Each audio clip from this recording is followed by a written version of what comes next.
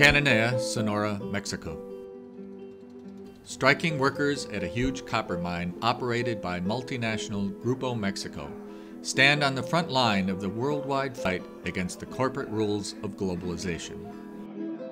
Just 30 miles south of the U.S. border, but seemingly a world away, these miners are waging a high-stakes battle in the global struggle to maintain collective bargaining rights and advance the standard of living of all working people. In that struggle, silence and isolation are deadly enemies. As workers from France to Egypt to Madison, Wisconsin, rise up in anger against the new global economic paradigm, crossing borders will play a critical role in changing the global balance of power.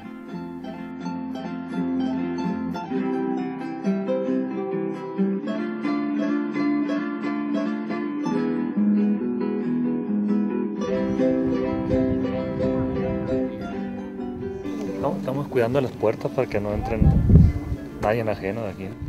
We're guarding the doors so that nobody can get in. Be atentos de entrar. Have there been attempts to get in? Ahorita no. Not lately. Hasta ahorita no. What do you do when they do? ¿Qué va a hacer? Si hay un atento, ¿qué van a hacer?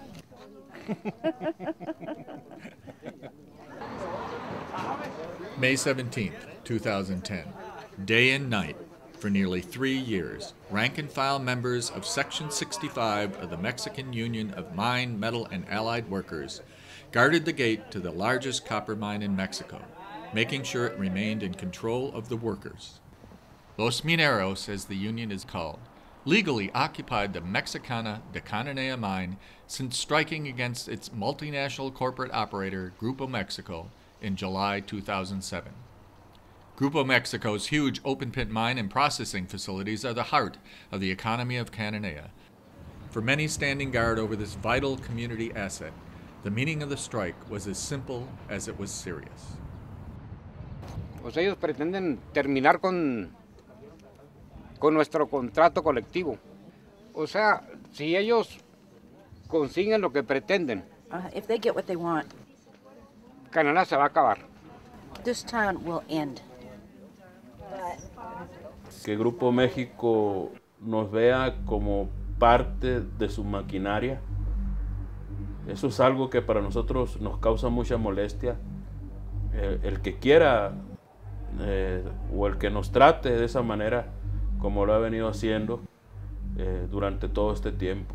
Es una lástima, la verdad, de cómo en nuestro país el gobierno le permita tantas cosas a esta clase de empresarios que con nuestras manos los hemos hecho ricos.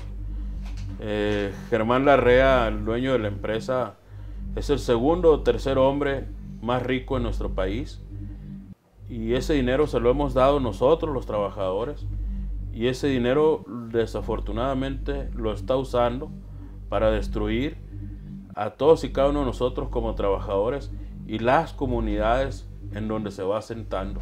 No hay en México una sola comunidad en donde esté Grupo México asentado, trabajando, que esté bien en infraestructura, en todo lo que se refiere a una buena ciudadanía.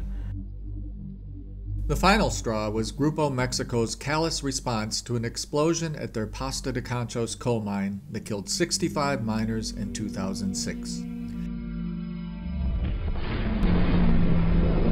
There was a huge explosion at a mine in Mexico, and within 2 weeks the mining company and the government sealed the mine with the bodies still in the mine. They actually cemented it shut so that you couldn't get people out. I stood in front of the spouses, the widows, the children, when there's a rescue effort still some 2 or 3 years later, trying to recover the bodies, and see those widows with their children and hanging on to pictures of their loved ones, wanting to bring closure to the tragedy that happened at Pasta de Concha. The leader of the union, Napoleon Gomez, called that industrial homicide and was leading an effort to get criminal charges brought against the company and those in government that were complicit. That created a flurry of events that ended up with the steelworkers secreting Napoleon out of Mexico. They brought 8 different criminal charges against Napoleon. They seized the union's bank accounts. They seized his family's bank accounts. His union fought every one of those charges. Every one of those charges were dismissed with insufficient evidence, which meant they were all trumped-up charges. Pass to the conscience was the spark that started the fight with Los Mineros. That's where Napoleon made his statement. That's what caused him to flee the country, and you know, ultimately that's what put Juan Mineros in jail, which I can tell you as well. Here was a guy that was in jail that was offered a tremendous amount of money to get out of jail, and a get out of jail free card, and he turned it down. All he had to do to get the money was to renounce his union and his leader, and the guy had the courage not to do it, and he's a hero. This struggle has been possible because of the not only of the loyalty of our members in Mexico, but also from the international solidarity, in particular and especially from the United Steelworkers.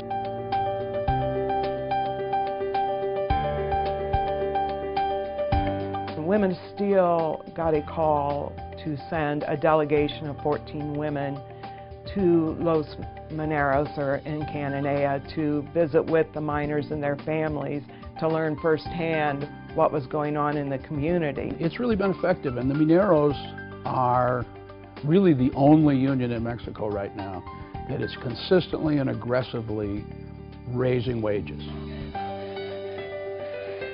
Whenever we go into negotiations, we're constantly bargaining against workers in other parts of the world. I think everybody understands. When we support workers in Mexico in improving their standards, we're defending our standards. It's a story of our commitment to ensure that a union in another country didn't get crushed, and by doing so crushing the rest of the labor movement, which would ultimately probably serve to lower the floor in our country as well, as far as what we do. We believe that we need to create a integrated organization that will defend workers in the mining and metals industry from the southern tip of Mexico to the northern hemisphere of Canada. A raíz de todo eso, pues para nosotros pues hemos tenido más amplitud, hemos tenido contactos con diferentes países, tanto Estados Unidos, Canadá, Chile, Perú. Yo creo que los mexicanos somos gente de ley, somos gente recíproca, que el día de mañana, hoy necesitamos nosotros, el día de mañana estaremos con cualquier movimiento en el mundo.